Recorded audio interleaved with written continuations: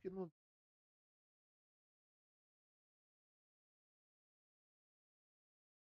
mano. Inferno.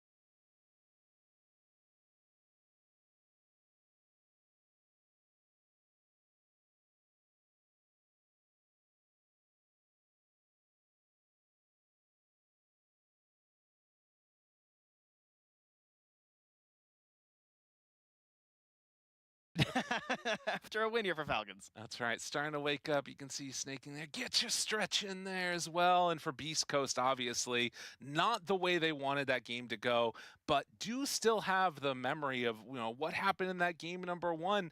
I feel like this was one of those matchups where I think Jenkins and Fear were talking about like Moose and his performance, wanting to be in the sort of position 4 type heroes. See if they can get it again in the next game. But for now, let's head back to the panel.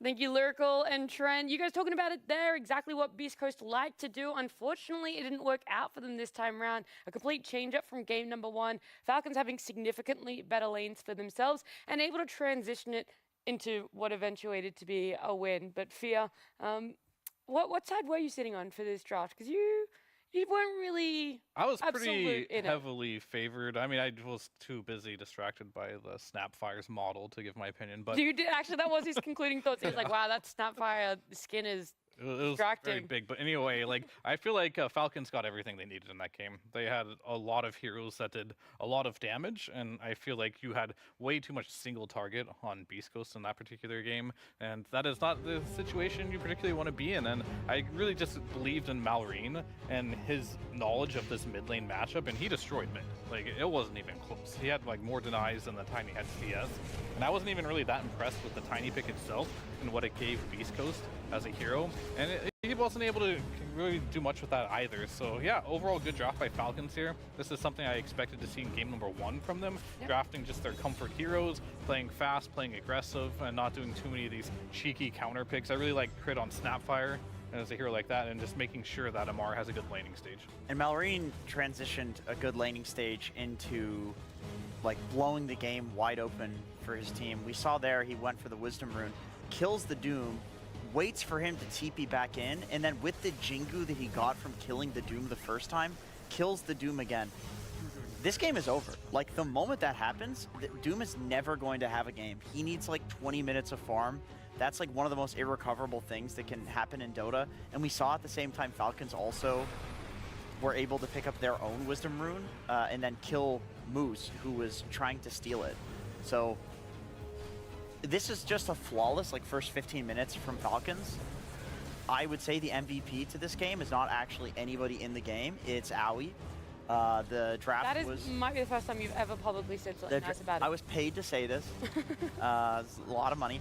But essentially, like, the gameplay looks entirely different from all of them across the board. Yep. Just flawless gameplay. They won all the lanes. They made all of the rotations to get every single resource on the map. Skeeter went mid on Razor. Normally, you'd see Skeeter do the Skeeter rotation through the portal. But guess what? They had such a good off lane that they had already taken that tower, and they had taken the safe lane tower. So Skeeter's like, okay, well, I want to make this rotation. Where am I going to go? He goes mid on the 10-minute catapult and then takes the mid tower. And they completely closed out the map with the first 15 minutes of the game.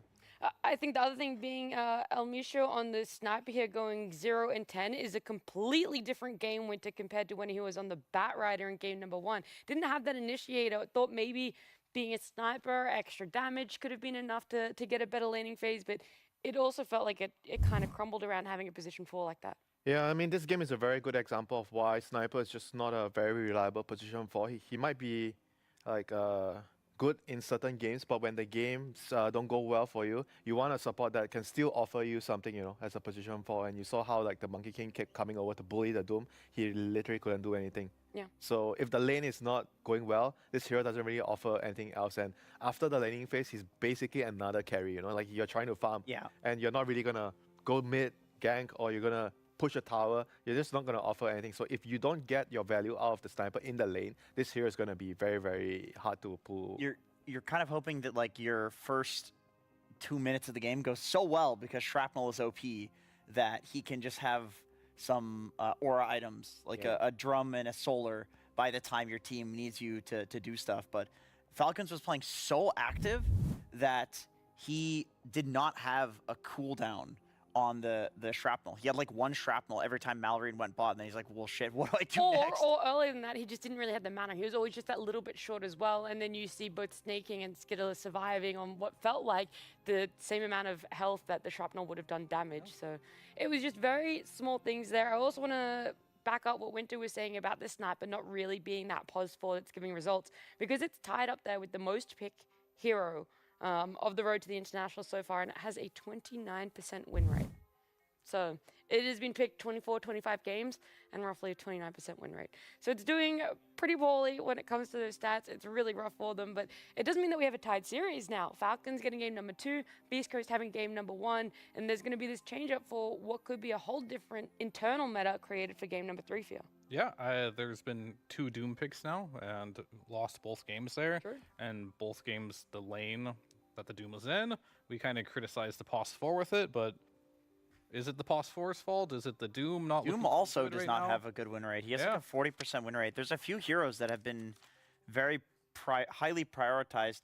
I kind of had that feeling about Sniper coming into it, just because there's always a trendy hero in a certain position that people like to pick, and sometimes there's like one person that's very successful with it, and people are trying to emulate. And I think like Soxa is a very good sniper player, for example, and he could probably make it work.